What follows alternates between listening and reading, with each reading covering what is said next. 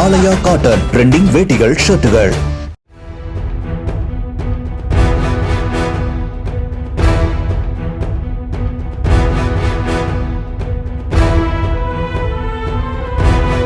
திண்டுக்கல் மாவட்டம் ஒட்டஞ்சத்திரம் அருகே உள்ள கள்ளிமந்தயம் சார் பதிவாளர் அலுவலகத்தில் லஞ்ச ஒழிப்புத்துறை அதிகாரிகள் திடீர் சோதனை மேற்கொண்டனர்.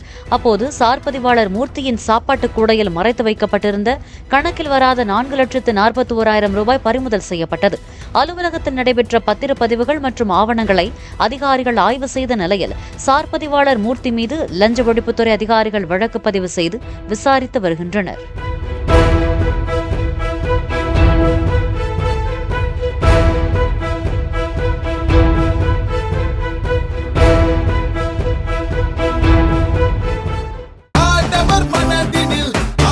ஆலயா காட்டன் ட்ரெண்டிங் வேட்டிகள் ஷர்ட்டுகள்.